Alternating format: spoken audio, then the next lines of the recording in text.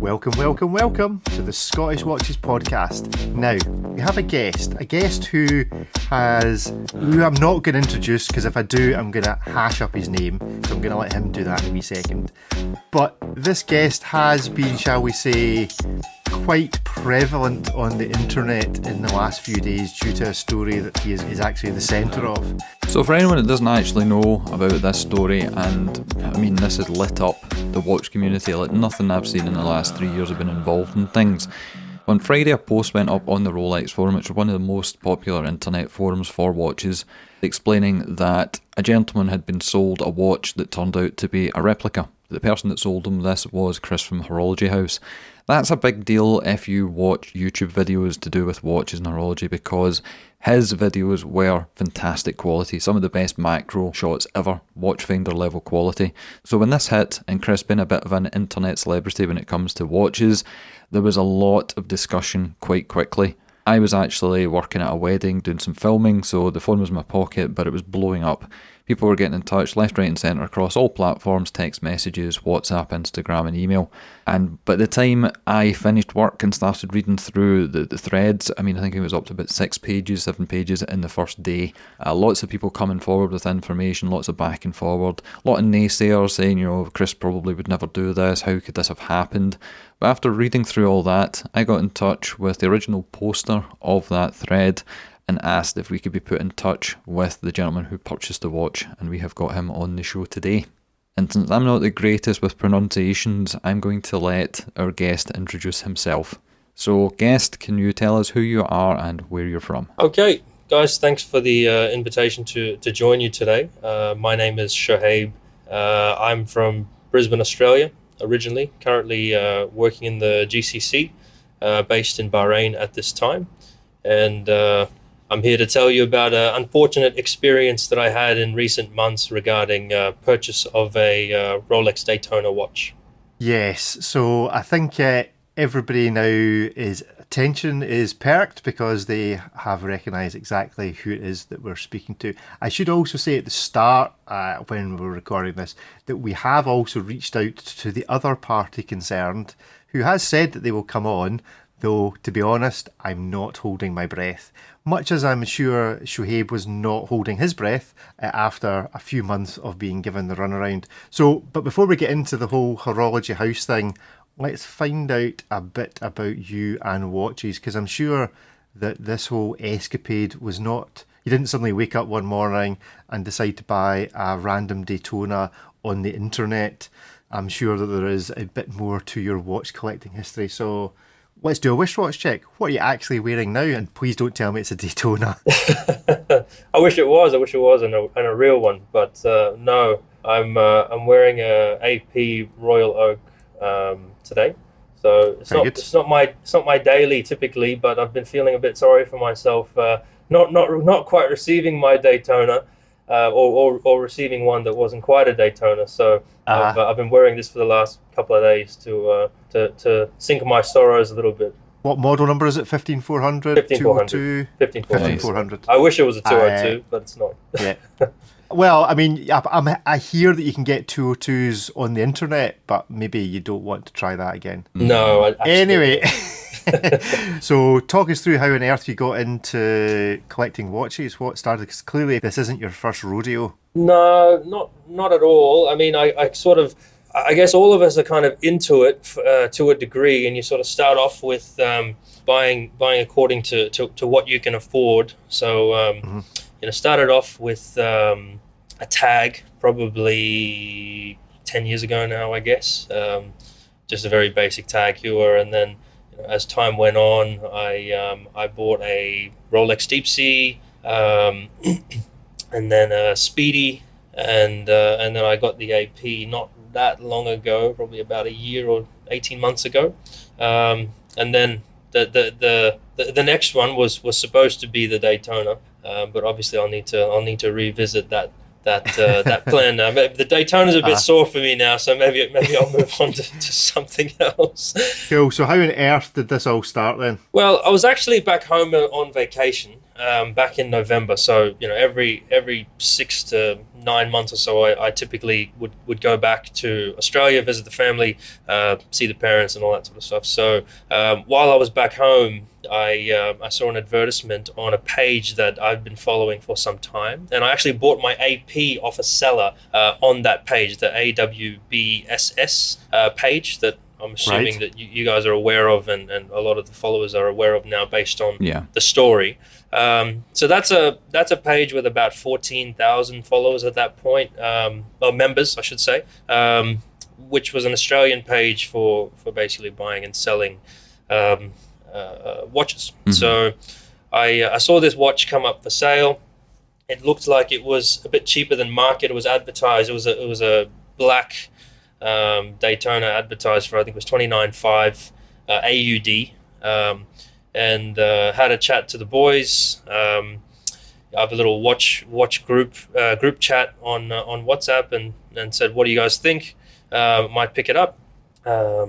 Basically contacted the seller, which ended up being Mr. Essery from Horology House. We had a bit of back and forth about the price. We settled on 29,000 even. And then we took our conversation off the Facebook advertisement to WhatsApp. And I obviously, before handing over such a large sum of money, I did do a little bit of due diligence to confirm if this is someone that I could trust sending such a large sum of money. Mm-hmm. So I looked into the guy, found out that he ran the Horology House company, looked at his Instagram page, saw all the followers on YouTube, and obviously understood his general presence in the watch game in Australia, and came across very well. I found out that he worked for BHP, looked him up, and I'm from a company in similar industry, so I would imagine that people that are in those types of companies and position that he was in would be someone that I could trust. Shared with me all his personal information, so I thought, okay, this all seems pretty reasonable. Yeah. So it was around about 15 November. I wired him the money from my as a wire transfer, which in hindsight was a mistake, and he said he would have the watch sent out to me the following day. I was due to fly out back to work on the 19th. So the plan was that I made the payment. I'd receive the watch a few days later, just in time for me to fly out, and that was that. One of the incentives that he provided me was that he could issue me an invoice through his company. So basically, I was purchasing the item through his business, which would then allow me to legally de-tax the item on the way out. In Australia, we have GST refund, so you can get 10% or close to that back from the item that you purchase, as long as you present it on the way out and have no intention of bringing it back in. So that was my circumstance. So it would have ended up being quite a good deal, given the tax back and that. So that's kind of where I ended up with justifying the purchase, and then the whole thing started to kind of fall apart. So from that point, the following day, after the funds were received, Chris was due to post the watch out, sent me a tracking number. I was busy, didn't get a chance to look at it. The following day, I looked up the tracking number, and it came up dead. So I sent him a message and basically said, look, the tracking number's wrong. Can you please look into it? And then things kind of went from bad to worse, I guess, in that the item was not traceable. Excuse after excuse, sort of saying, yep, he's got insurance, and he's got records of the transaction through his credit card, record that he was there through a dash cam, and a few other things. Now, I asked for some of that information to I guess, satisfy me that this is what had actually happened. He said he would share it with me, but never did. So at this point, we got to the 19th, and I left Australia, went back to work, and continued to follow up. So through the discussions that we were having, we basically came to the conclusion that I wanted my money back as a failed transaction. And basically what he told me at the time was, well, I've already spent your money on buying another watch, so I don't have money to pay you. I'm going to have to sell something else to get you your money back. Right. Which I found very odd and very disappointing, because we're only talking a couple of days here. So it was very unusual that someone would take funds received and spend them so quickly. So that raised a few alarm bells, but I persevered with the guy and thought, okay, well, if I'm not going to be able to recover my funds quickly, then he offered some alternatives. And one of the alternatives that he offered was, well, I can source you another watch. And he had another watch in storage that was originally purchased for his son. Now, all of us that are into watches know that these things go up in value, and in some way it is an investment depending on the piece that you buy. So my assumption was, based on the fact that this individual is in the watch business, has a very good knowledge of watches, that there could be a plausible reason why he would invest some of his money in purchasing items, putting them in storage for a potential sale later, to make some money. Mm-hmm. Or to give it to his son, where his son could make some money. So, if I had a disposable income in that way, I might do the same thing if I had kids. So, made sense. I said, okay, that's fine. He said he would source another watch for himself and see if he could get the watch that he purchased for his son sent to me. I said, okay, that's fine. Absolutely, no problem. Now, he did say that his son's name was on the warranty card. I don't care, because someone's name was going to be on the warranty card, whether it was his son's, or who he purchased it from. So that made no difference to me. That was the correspondence we had. Now, there was no more mention of what was happening with insurance. I did ask a few times, and I got a pretty loose, wishy-washy type answer. Again, alarm bells, and then followed up some time after that, on a few days, and basically the guy said, well, it looks like the watch has been lost, and it's now in the hands of insurance. So what I noticed at this point is that I was having to regularly chase this guy for updates. Now, if I took money from someone on a failed transaction for such a large sum of money, I would be going out of my way to keep them informed of what was going on. Now, I have quite a busy job. When I'm back on the job, I don't have a lot of free time to be following up. So I didn't necessarily have all the time in the world to chase him on a minute-by-minute basis. But I did, obviously, it's a large sum of money, so I did do my best to try and follow up with him every day or 2 days to see what was going on. So the next scenario was that he would be flying the watch to Brisbane. Wait, whereabouts is he based? So he's based in Perth. So that's West Coast. Right. So for us, West Coast to East Coast, you're looking at about 4 hours. So on a flight. So the thing that stopped me from actually going and picking it up myself was because I wasn't long off a 24-hour journey going home. So the last thing I wanted to do was get back on a plane and fly to Perth and pick up the watch. Now, hindsight's 2020, obviously, so that's not something I'll do again. But him posting the watch to me at that time seemed like a reasonable thing to do, and then I'd only have to catch one flight and fly back to Bahrain. So as far as you were concerned, you were on plan B, which was he's going to send you a different watch. Correct. Yep. Watch 1 has been written off as missing. He doesn't have the money, and obviously the insurance company and the claim isn't paying out quickly. So you've said, well, if there's another watch available, you'll take that other watch. Had you had any discussion in the WhatsApp group that you referred to earlier on at this stage? Absolutely, yeah. The guys that I was, chatting with about this said, this is all wrong. This is all wrong. And at this point, they said, look, this is looking like a scam.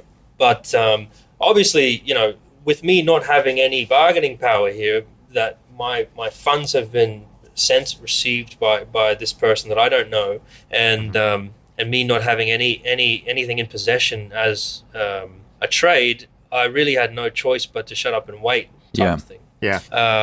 So I did my best to be on my best behavior and be as patient as possible with the guy and not lose my cool. I was on the edge of absolutely losing my marbles on several occasions, but I thought that's not going to help me. Just keep your composure and move forward. Yep. So then the suggestion was he could fly the item to Brisbane and drop it off to my folks' house, and that was okay. Now the alternative to that was, now this is getting into early December now. The alternative to that was, he said, well, I can fly to Dubai because I'm taking some time off work for Christmas and New Year or whatever, as an extended period. I could fly to Dubai and meet you there. Or he said he'd fly out to me, and I said, well, Bahrain's not really the place for too much tourism, so you could just fly to Dubai, maybe have a little holiday, do whatever you want to do, and I'm happy to pay the money, fly myself to Dubai, have a weekend there, and then pick up the item and come back. So I said that's fair and reasonable if you're going to come all the way. So he said, okay, great, perfect. I said, well, as soon as you book your tickets and make your arrangements, let me know, and I'll do the same. So I asked for pictures of the replacement watch a few days later, just to understand that, whether it was in the same condition and see all the documents. And then I got the story of, well, it's in a safety deposit box in the bank. So I'll get back to you. So a couple of days later, no pictures, nothing else. And he lost his phone.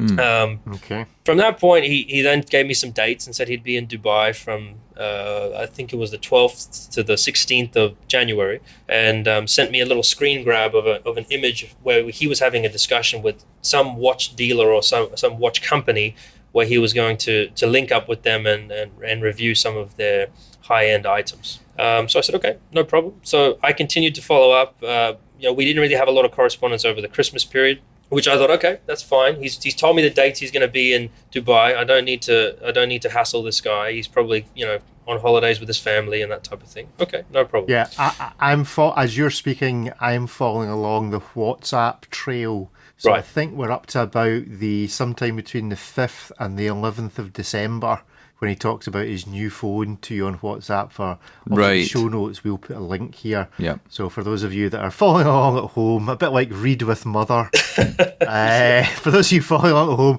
we're at about somewhere between the 5th and the 11th of December. Correct, yeah. So then I started following up. So I wanted to get some flights booked. I would need to, make some arrangements here in the office to cover any time I may have taken off to go and do the pickup. So I started following up around the end of December after Christmas. I figured he would be busy during Christmas with young kids and that type of thing, so that's fine.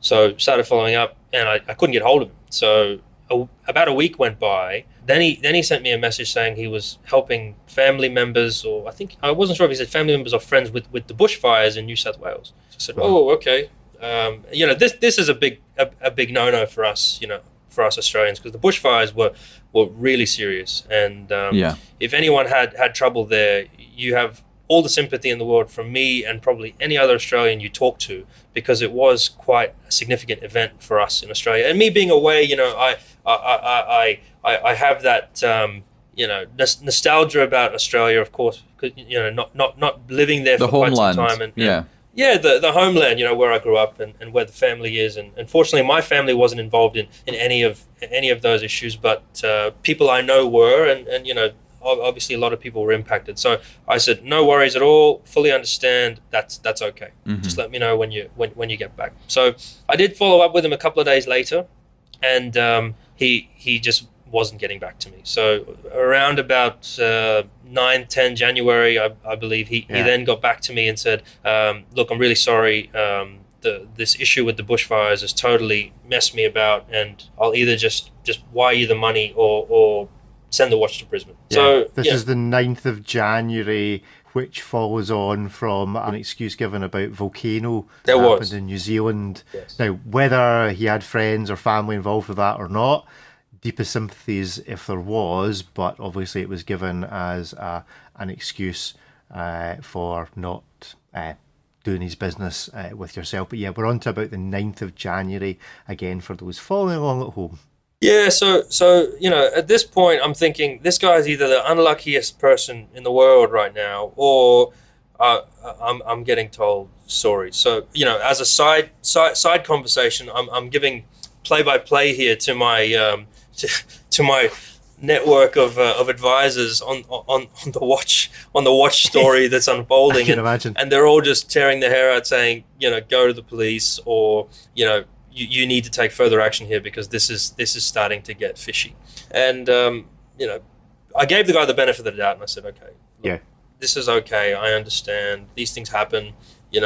We don't wish any harm upon anyone. So if these things have happened, then as long as I get made whole, then that's all. That's okay.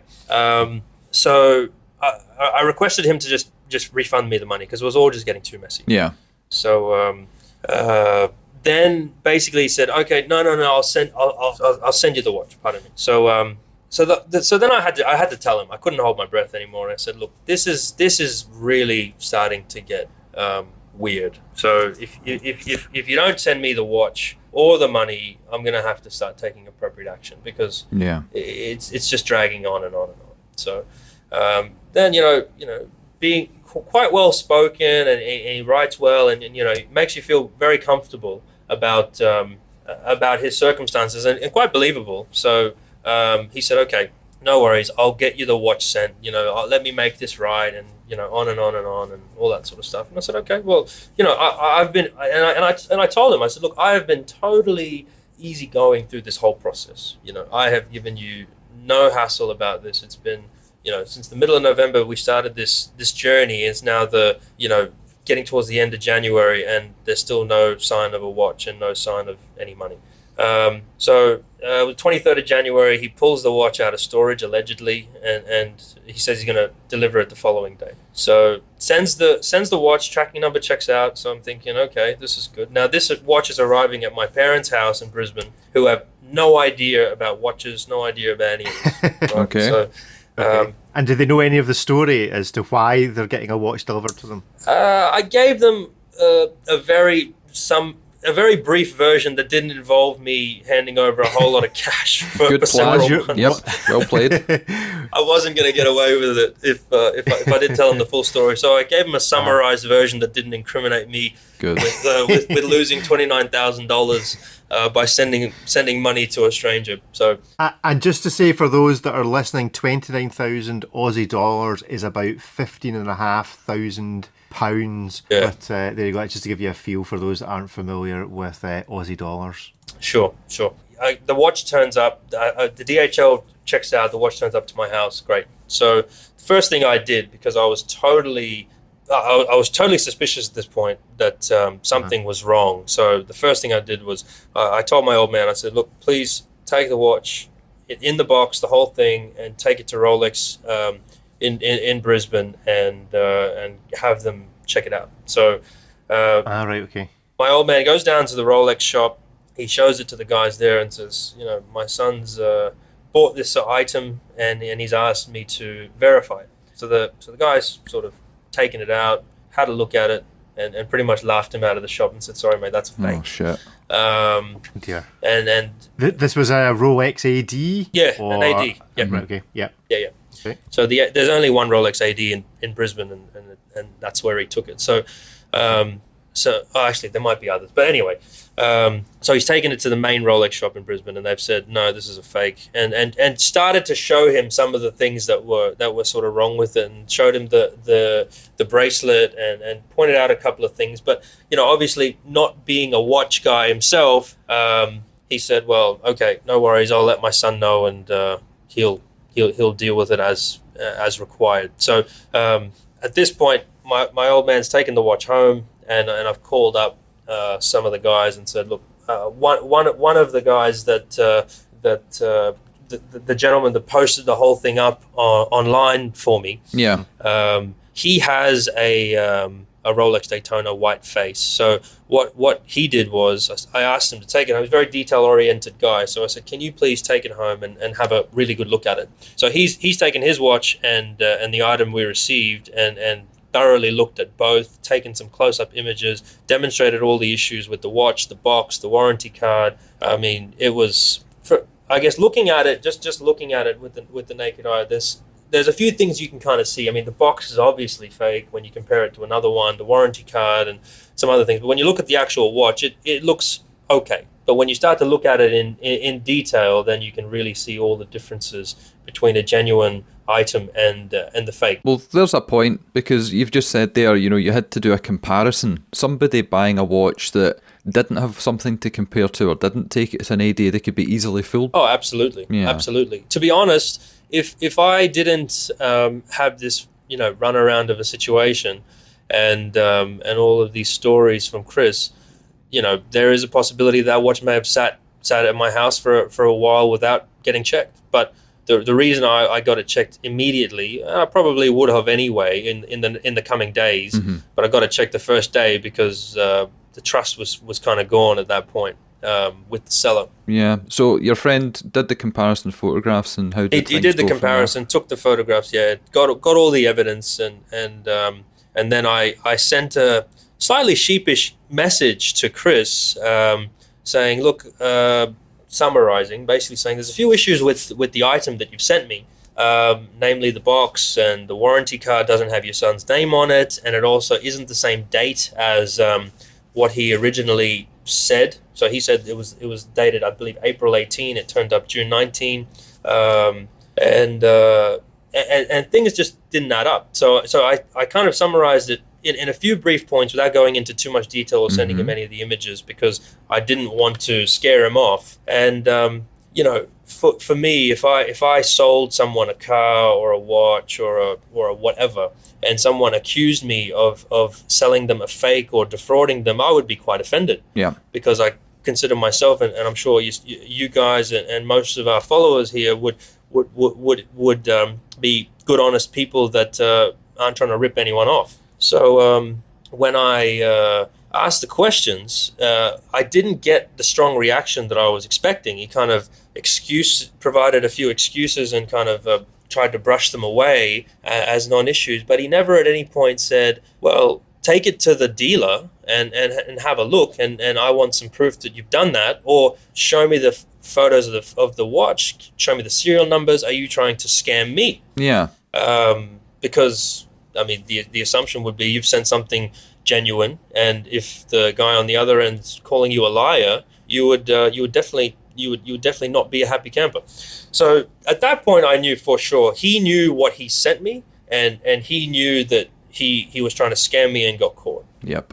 So that's when things kind of changed a little bit for me, and I thought, well, this is ridiculous. You know, I'm not gonna put up with this anymore, or give this guy the kind courtesy that I have been doing. So I guess the tone of the conversation changed a little bit at that point, and I said, look, I want my money back, and I'll send you the item back. I don't want it anymore. Didn't talk too much about fake or not fake. I just said, look, I just don't want this item anymore, and I want my money back.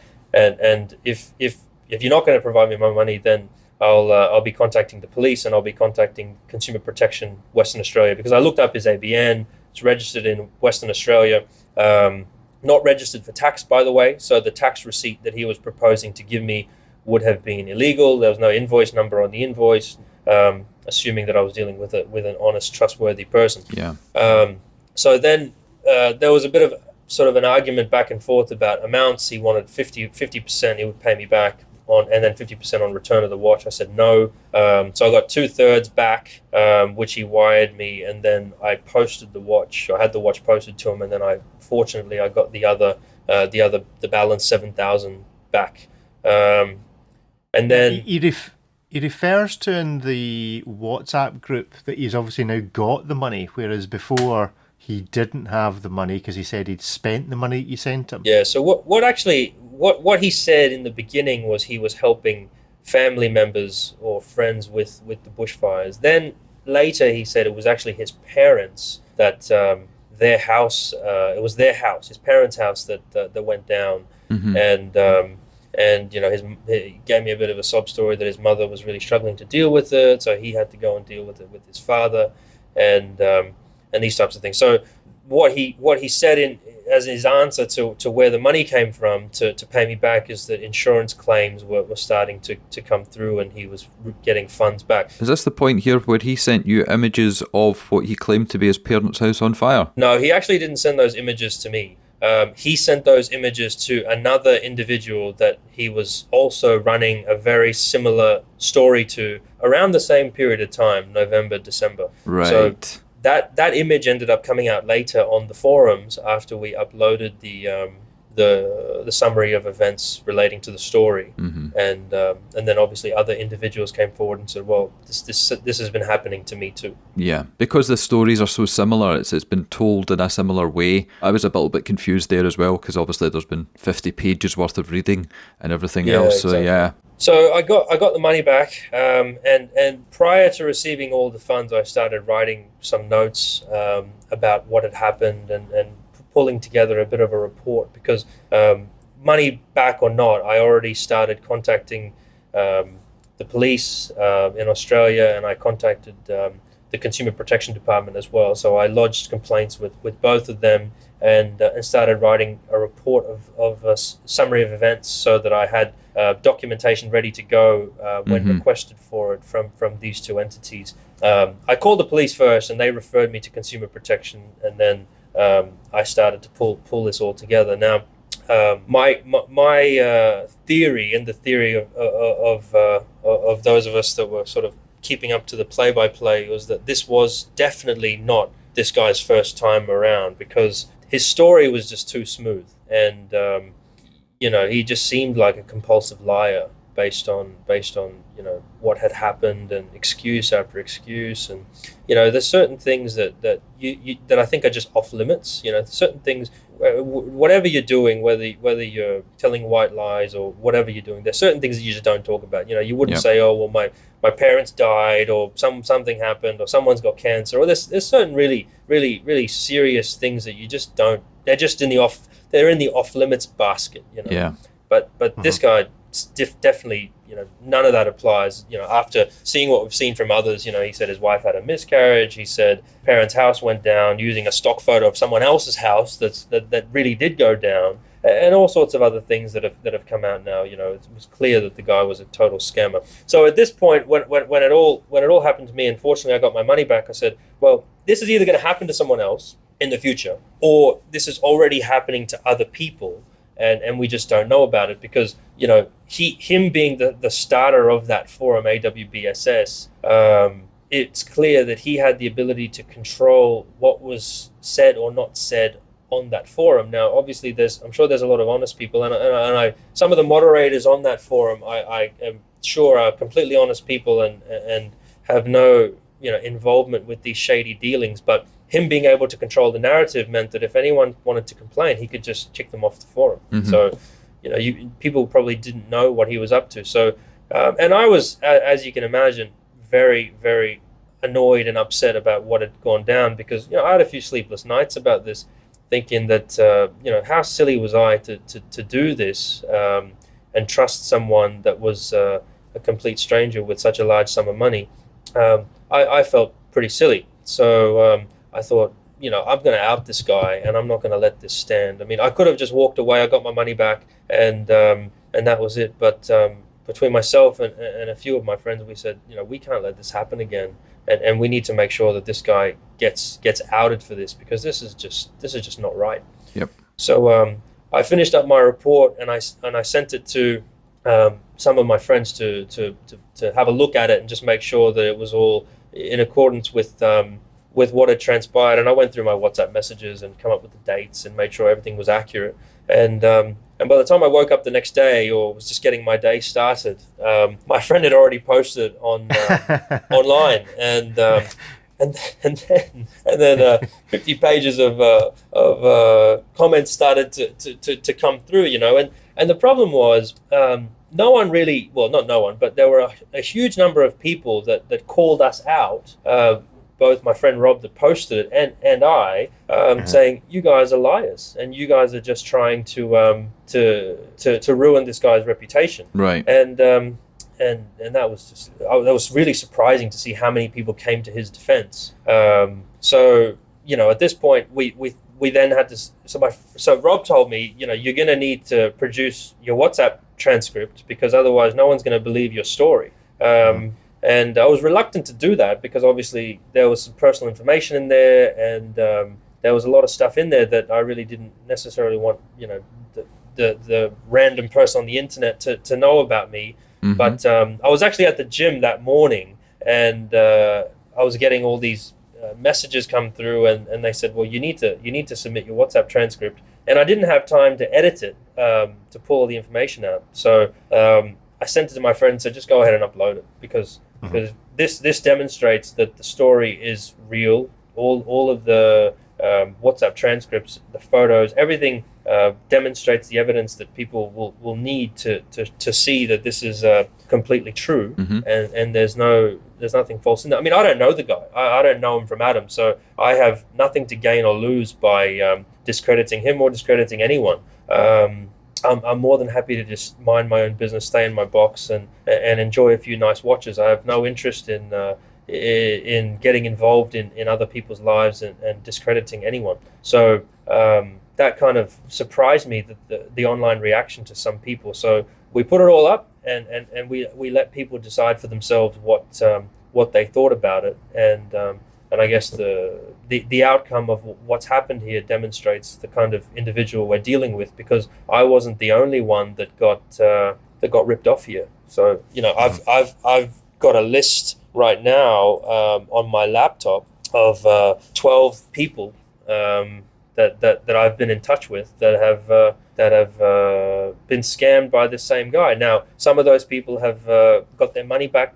like me. Some of those people are still waiting for money, large sums of money, by the way, and some of those people have received portion returns of their money, and a lot of the stories and a lot of the lies are common.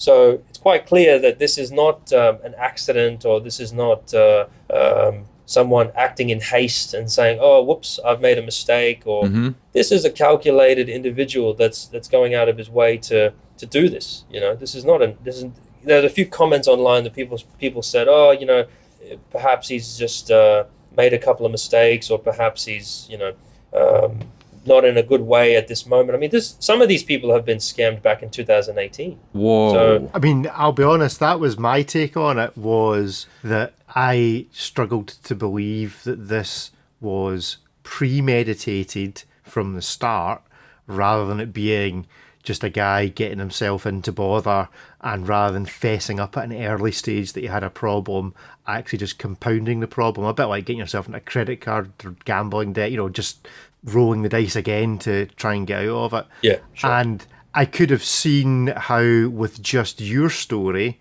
that could be the case if it was just one. But as you say, there are other people. Now, we're not able to check the veracity of that. We're obviously speaking to you because we're pretty confident that, all the evidence is here. Chris himself is communicating on this and has communicated on Instagram saying that there was a problem with this watch. But now that you hear other things, it just looks increasingly like a running operation, rather than just incredibly bad luck.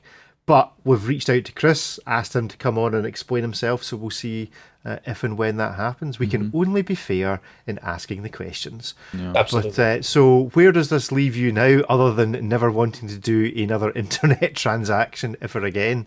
Well, I mean, I've offered to support a lot of these people that with contacting the authorities. Obviously, I've got a full report here on my story, and I've lodged some claims with the relevant authorities. So, right. So you're actually going ahead with the relevant authorities in terms of dealing with this? Absolutely, yeah. I think I think we need to do this. I'm going to do it for sure, and there's a few people that have also suggested they would like to do it as well, and for no other reason other than the fact that there's people that are still owed money.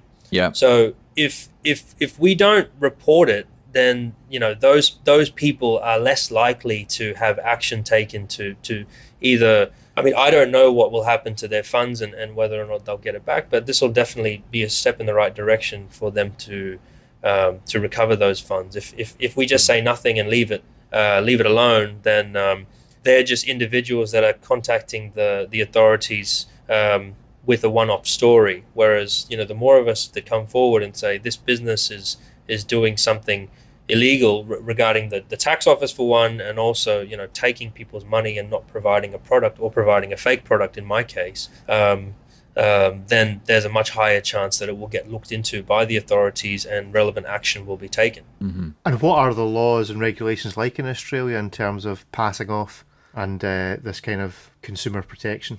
To be honest, it's not my area. It's the first time I've dealt with this type of issue, fortunately. But it appears from what I can see online, and what I know from discussing this issue with a number of people now, is that the Consumer Protection Department is set up to combat this type of thing. Basically, businesses ripping people off, and because he sold through his business or used these tax invoices or fake tax invoices, I guess. To people, then it changes the story a little bit. If it's just an individual selling items, then I think there's there's certain regulations around that, which basically means you need to be a careful buyer, and I don't think the police can do too much about it. But if it's coming from a business, then it's a bit of a different story. But it's not really my area, so I would be reluctant to comment, other than the fact that I've been told report it to the bank as fraudulent transactions, and report it to the police. And I guess if you did receive a receipt or a fake receipt, report it to the Australian Tax Office, because I believe his business is not registered for GST, goods and services tax, and his business could be illegally claiming GST refunds on invoices. So those are the three main avenues I believe that individuals should go to look to take this action further. Well, having seen how this has developed since last Friday, we're now recording on Wednesday the 5th, but there'll be people out there now checking what they've bought, coming forward with stories. And the last time I checked, it was about 7 or 8 people, and you say now it's up to 12 that you've been sort of in contact with. So over the course of the last few days since the post went up in the Rolex forum, what has the feedback been from you? Have all the stories been quite similar? What are the standouts? I did hear about one story of an individual that paid out.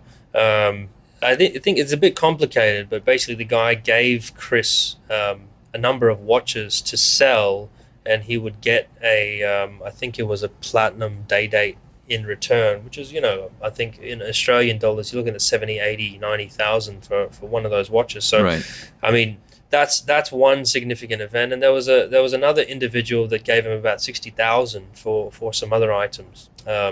So, total money at play here, there was potentially something like 150 grand, that was potentially at risk, as of a couple of days ago, that I was aware of people, waiting on. Now, some of those people have said they don't want to participate, or they wanted to wait for him to come back to them, and maybe they were hoping to get paid, and I really hope they do. But that's kind of where it's at. And if you add up all of the amounts that were discussed with me, with these individuals, that ended up being something like 280,000 Australian dollars that was being bounced around. So, it's a significant chunk of money. Oh, definitely. So it leads me to one question, which is, see the AP that you're wearing? Yep. Have you had the back off of it to check? I have, yeah. You're good.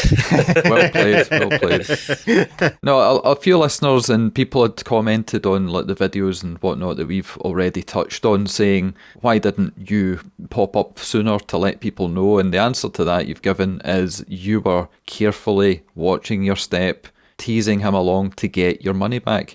And this is where other people that maybe haven't popped their heads up yet are in the same predicament. They're out thousands, tens of thousands, and if they feel as if they come forward, they're going to lose out potentially in getting something back. So listeners, you need to keep that in mind when you're processing all the information that sort of just come out here. So what's next for you then? You're obviously in communication with these people, and your friend who posted this up in the Rolex forum, he was compiling a spreadsheet, I saw. That was my spreadsheet. So I've got a, there's a group of people that have now said that they're interested in taking appropriate action. So collectively, we'll be doing that going forward. So using those avenues that I mentioned previously. So those will be the initial avenues that this will be raised with. And for those people that haven't been paid, there's a couple of guys that are hanging out for quite some amount of money. One guy is $32,000 I've got here on my list. I'd strongly suggest those guys go and speak to a lawyer as well. So if there's other people out there that are hearing this just now and they're in a similar predicament to where you've been, would you like them to get in touch with you? Yeah, absolutely. I have. I'm happy to talk to anyone that wants to get in touch and join the group in taking action going forward. Because as I said, the more people that come forward, the better chance they have of getting a resolution here to this. And I've got nothing to gain out of this. I've got my money back, and I don't have anything to gain other than just helping people, because I know how I felt when all of this was happening to me, and it wasn't a nice feeling at all. So they have they have my sympathy, Yeah. and I'll help them if I can. Well, we'll put the details that you provide to us in our show notes so anybody can go in and get in touch with you if they want to. Thank you very much for spending the time. When I reached out to your friend on the forum before that thread got locked, I didn't expect to obviously be speaking to you and get the full story out, but I'm very glad that he obviously passed the message on and we've been in touch with you. So we really appreciate your time on that one. Any closing thoughts that you want to let the listeners know about? One thing I will say is it's I was really surprised. I mean, I don't spend much time on those forums other than just looking at things to buy, but the amount of people that rallied about this was really amazing, because I mean people so many people came forward with views of support, and kind of you could really see how the community, without sounding corny, how the community came together on this sort of thing, and really shut this guy down. So it shows that people don't want this to happen at all. You know, everyone just wants honest buyers and sellers, and everyone gets to enjoy this hobby together. So that was a really good thing to see out of this bad situation. Brilliant. I'll be honest, I was a skeptic. I was away skiing at the time. So when I saw this pop on my new feed, I was like, my first reaction was, really? Someone's accusing Chris, who's like well known on YouTube. His face is out there. He's just launching a strap brand. All of this stuff he's got going on. You know, he's obviously earning money from the YouTube clicks. Yeah, but you're also an idiot. All these sort of things. I am also an idiot. Yeah. But then obviously as the story developed, it's become clear that there really is a big problem here. Yeah. And we have all been taken for a ride in some way, shape or form. And it just highlights the fact that you can't defend people you don't know. A lot of people, very early stages, said, Chris runs a YouTube channel, he's a great guy. They don't know him, they've never met him. A few people maybe met him for coffee, but you don't know anybody. And the whole, just because you've got a YouTube channel or you see somebody's face, means you should always do your research, like you did. I mean, you obviously checked out the stuff on the forum, you did a little bit of due diligence there, and then when you found out about the YouTube stuff, you know, it made you feel more at ease with the situation. But it just goes to show you can never tell, and always be vigilant. Unless you're Scottish. If you're Scottish people on the internet, we're absolutely 100% trustworthy. We're legit. 100% of the time. And anything that we're selling ever, you should absolutely buy at double markup and just completely trust everything we tell you. You got a Daytona? I could use a Daytona. Right, okay. If I happen to find one, if I happen to stumble across one, then I will find it for you. What is the next watch that you're looking at? Oh, mate, you know, I've been trying to work that out. So I don't know. It won't be a Daytona for sure. I've got a really nice Panerai here. Can I recommend that to you? I'm all ears to any suggestions. Absolutely. Thank you very much for coming on the show. You can obviously follow all things Scottish Watches on the YouTube channel, on the Instagram account. You can also follow the group of us, so us, 10 and 2 and Bark and Jack, on the hotix.com account. I think we might speak to you again. Not anything to do with this, but you sound like someone that knows their watches, and it would be good just to chat to in general. So as we say, it's goodbye from me. And it's goodbye from them. Goodbye. Thanks, guys. Cheers.